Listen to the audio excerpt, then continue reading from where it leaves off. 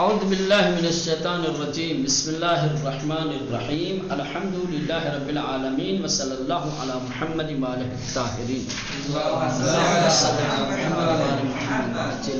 خدا کے بارے میں گفتگو ہو رہی تھی، اسلام نے کس انداز سے، کس طریقے سے، خصوصاً آسمانی کتابوں میں سے قرآن نے کس طریقے سے خالق کا، رب کا تعارف کروایا ہے، خدا کی معرفت کو کس انداز سے پیش کیا ہے، ٹھیک وہ آپ نے پڑھا۔ اس کے بعد دوسرے ادیان میں خدا کا تعارف کس انداز سے کرایا گیا ہے، دونوں میں فرق ہے۔ فرق کیا ہے؟ اسلام نے جس انداز سے خدا کو پیش کیا ہے اور خدا کا تعارف کروایا ہے، اس میں خدا کے وجود کو بدیہی مانا گیا ہے۔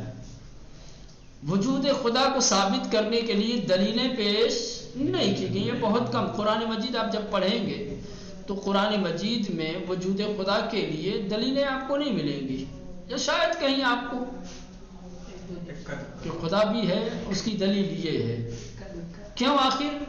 اس لیے کہ قرآن نے وجود خدا کو بدیہی اور ضروری فرض کیا ہے، تاکہ خدا ایک ایسا وجود ہے جس کے لیے دلیل لانے کی ضرورت نہیں ہے۔ خدا اگر کوئی نظری چیز ہوتا تو اس کے لیے دلیل لانے کی ضرورت پڑتی۔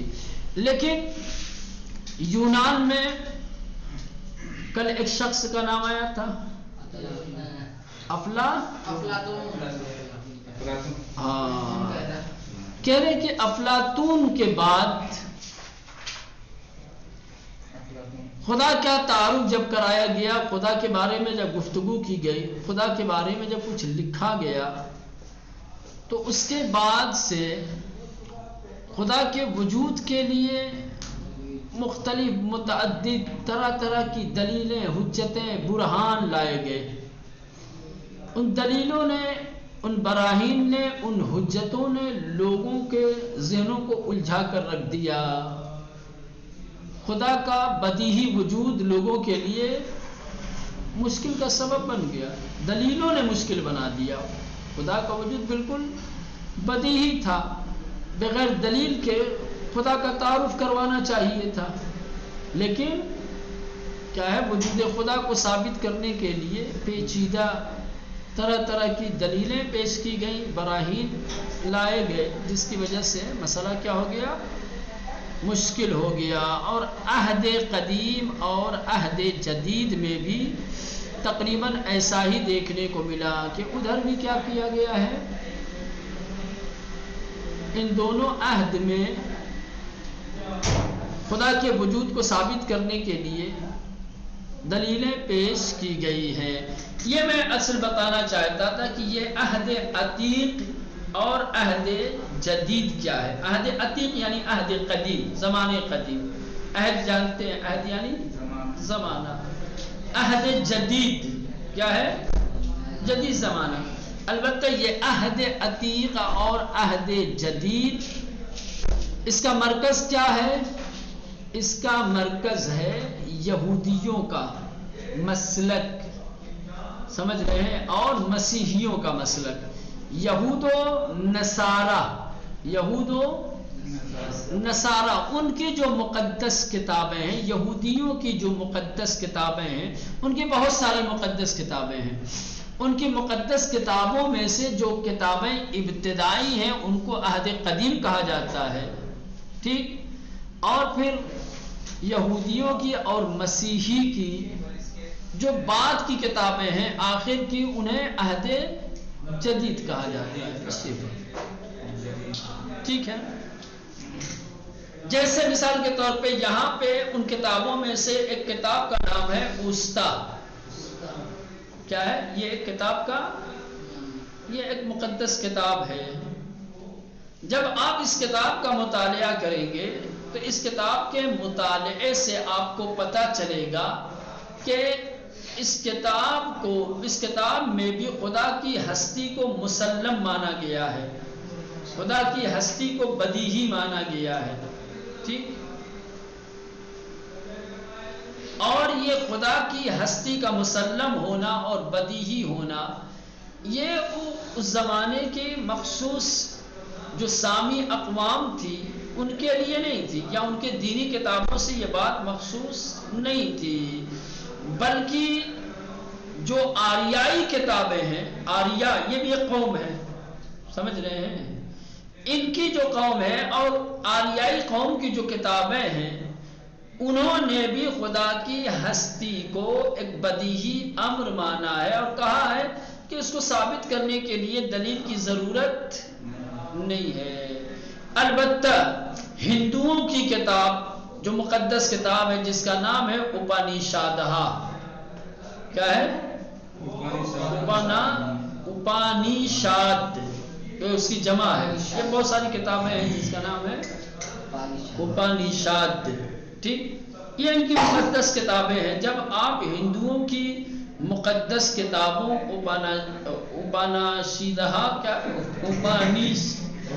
اپانیشادہ، ٹھیک ہے، جب آپ ہندوؤں کی ان مقدس کتاب میں دیکھیں گے تو آپ کو جگہ جگہ ان کتابوں میں اس طریقے کی عبارتیں نظر آئے گی کہ جن عبارتوں سے کیا ہے دنیا کے صانع اور خالق اور سب سے پہلے کس نے کیا خلق کیا ہے اس کے بارے میں سوالات نظر آئیں گے، سمجھ رہے ہیں؟ یعنی وہاں پر بھی وجود خدا کو کیا ہے بدیہی نہیں مانا گیا ہے۔ ہندوؤں کی کتابوں میں، ہندوؤں کی کتابوں میں بھی کیا ہے صانع اول کون ہے، ہستی کو پیدا کرنے والا کون ہے، اس کے بارے میں سوال نظر آئے گا۔ یعنی کچھ اس طریقے کی باتیں، کچھ اس طریقے کی عبارتیں آپ کو ملیں گے کہ آپ کے ذہنوں میں سوال پیدا ہوں گے کہ مبدأ ہستی کون ہے، دنیا کو بنانے والا کون ہے، اس کے کیا صفات ہیں، سمجھ رہے ہیں؟ یعنی کہنا یہ چاہتے ہیں کہ ہندوؤں کی مقدس کتابوں میں بھی جب آپ خدا کے بارے میں پڑھیں گے تو خدا کے وجود کے بارے میں آپ کو دلیلیں نہیں ملیں گی، یا اس کے بارے میں کوئی سوال نہیں ذہن میں پیدا ہوگا، ٹھیک ہے؟ جو کچھ آپ کے ذہن میں سوال پیدا ہوگا وہ اس کی صفات کے بارے میں اور مبدأ ہستی، سب سے پہلے کس نے اس دنیا کو بنایا، کون ہے وہ خالق، اس کی صفات کیا ہے، نہیں ہے کہ مثلا کہ خدا ہے یا نہیں ہے، خدا ہے، کون ہے، کیسا ہے، بس اس کے بارے میں، کون ہے اور کیسا ہے، اس کے بارے میں سوالات پیدا ہوں گے۔ اس سلسلے میں ہو سکتا ہے کہ آپ کے ذہنوں میں سوال پیدا ہوں، شک و تردید ہو ان عبارتوں کو پڑھ کر، لیکن خدا کے وجود کے بارے میں کسی طریقے کا کوئی سوال نہیں۔ کیوں؟ اس لیے کہ ان کتابوں میں بھی وجود خدا کو بدیہی مانا گیا ہے، سمجھ رہے ہیں؟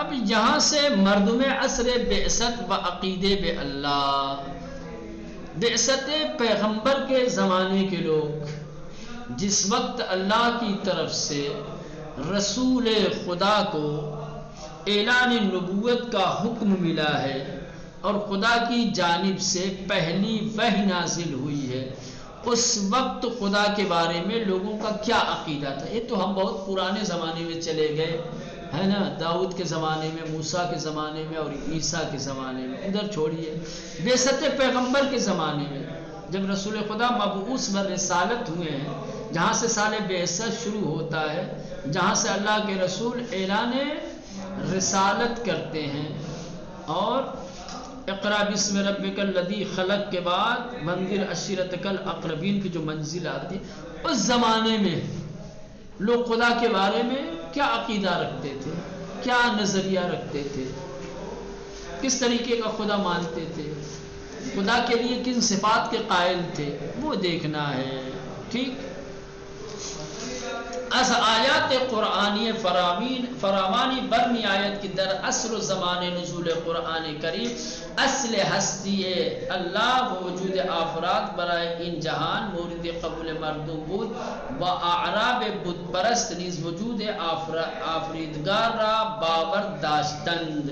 کہہ رہے ہیں کہ جب آپ قرآن مجید کا مطالعہ کریں گے، آیتوں کی تلاوت کریں گے، تو بہت ساری آیتیں قرآن مجید میں آپ کو ایسی ملیں گی کہ جن آیات میں یہ ذکر کیا گیا ہے، یہ بتایا گیا ہے کہ نزول قرآن کے وقت کے افراد یعنی بعثت کے زمانے میں جو بت پرست تھے وہ بھی خدا کے وجود کے قائل تھے، خدا کے وجود کے وہ بھی قائل تھے، وہ بھی مانتے تھے کہ دنیا کا ایک خالق ہے، ایک پیدا کرنے والا ہے. منتہا خدا کے مصداق میں ان کو اختلاف تھا.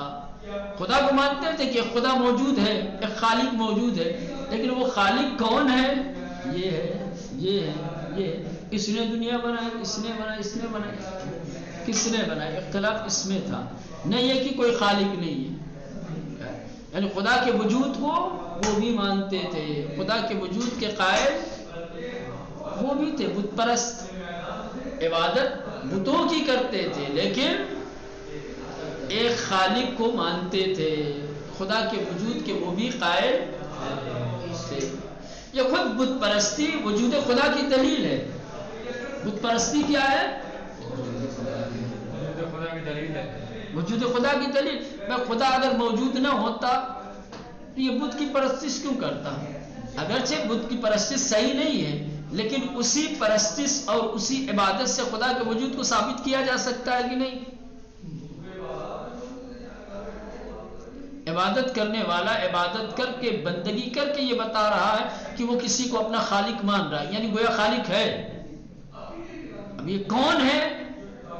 ٹھیک، یہ الگ چیز ہے، لیکن خالق ہے، ایک خدا ہے جو وجود رکھتا ہے. ٹھیک ہے نا؟ دیکھیں خدا کا موجود ہونا یہ ایک الگ بحث ہے، خدا کون ہے یہ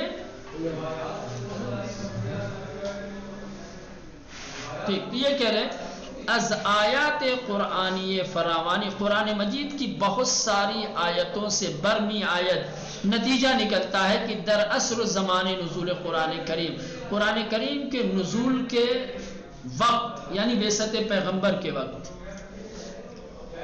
اصل ہستی اللہ و وجود آفریدگار برائے ان جہان، خدا کی اصل ہستی اور دنیا کے پیدا کرنے والے کا وجود مورد قبول مردم بود.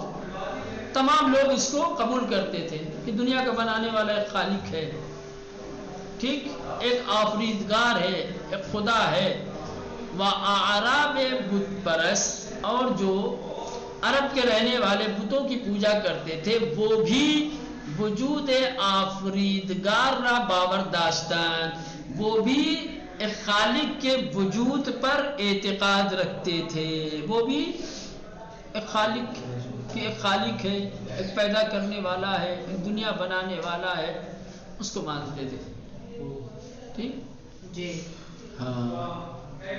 وَلَئِن سَأَلْتَهُم مَّنْ خَلْقَ السَّمَاوَاتِ وَالْأَرْضِ، کہہ رہے کہ اگر تم ان لوگوں سے پوچھو گے، اگر تم ان لوگوں سے پوچھتے، ان لوگوں سے سوال کرتے کہ کس نے آسمانوں کو اور زمین کو خلق کیا، پیدا کیا ہے، بت پرستوں سے اگر تم سوال کرتے، چل بھائی بتا یہ آسمان یہ زمین جسے تو دیکھ رہا ہے ان کو کس نے پیدا کیا ہے؟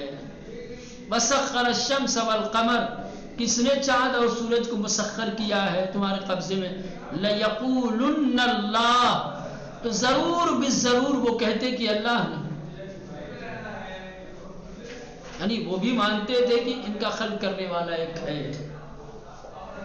اللہ سے مراد یہ اللہ نے ایک معبود، ایک خالق. کس نے بنایا ان کو؟ ایک خالق نے، ایک بنانے والے نے بنایا. یعنی ایک ایسی ہستی موجود ہے جس نے اس کو بنایا ہے. تو وجود خدا کے قائل تھے، وجود خدا کے قائل تھے، وجود خدا پر اعتقاد ان کا بھی تھا.